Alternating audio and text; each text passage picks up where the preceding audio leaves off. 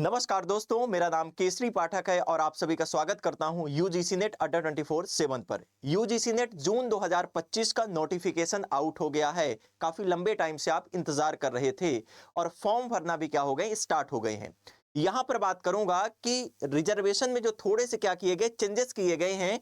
और जैसे आप फॉर्म भरने जा रहे हो तो इसमें हम बात करेंगे कि आपका कंफ्यूजन है कि कैटेगरी वाइज कितना कितना रिजर्वेशन दिया जा रहा है और हम किस कैटेगरी में आ रहे हैं। यहां पर सबसे पहले हम बात कर लेते हैं कि इंडियन कॉन्स्टिट्यूशन में किस प्रकार के कैटेगरी बाय रिजर्वेशन क्या किए गए, दिए गए हैं। तो सबसे पहले रिजर्वेशन को हम समझ लेते हैं कि कैटेगरी बाय कितना कितना रिजर्वेशन क्या किया जा रहा, दिया जा रहा।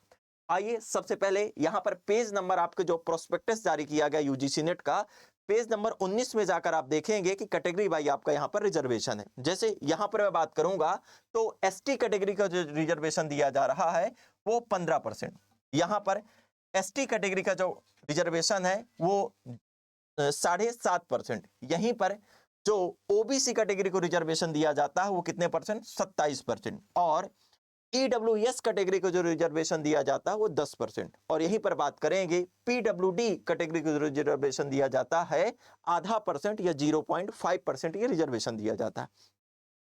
यहां पर हम खास करके बात करेंगे, पेज नंबर आप प्रोस्पेक्टस में 3 में जाएंगे तो इसमें ओबीसी कैटेगरी के लिए निर्धारित किया गया है कि आप किस कैटेगरी में आ रहे हैं। ये जस्टिफाई स्टेट सरकार की लिस्ट नहीं करेगी, ये सेंटर सरकार की लिस्ट क्या करेगी, जारी करेगी। जैसे यहां पर हम बात करेंगे, पेज नंबर 3 में बात कही गई है। अब क्या बातें हैं, जैसे यहां पर बात कर लेंगे कि कुछ स्टेट, जैसे मध्य प्रदेश की बात करते, उत्तर प्रदेश या किसी राज्य में आप किस कैटेगरी में आ रहे हैं, ओबीसी कैटेगरी में आ रहे हैं।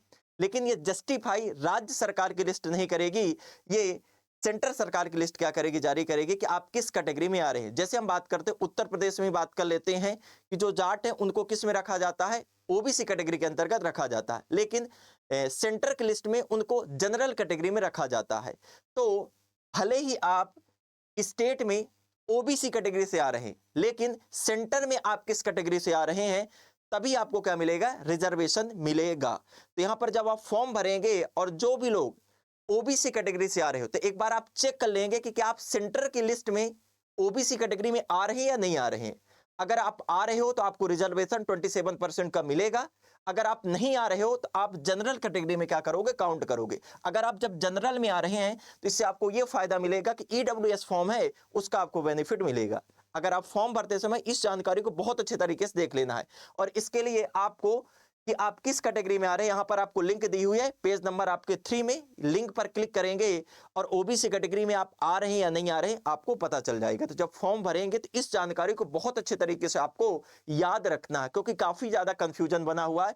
क्योंकि स्टेट जो गवर्नमेंट है वो ओबीसी कैटेगरी में आपको रख दी है, लेकिन सेंट्रल गवर्नमेंट ने आपको ओबीसी कैटेगरी में नहीं रखा, आपको किस कैटेगरी में रखा, जनरल कैटेगरी में रखा है।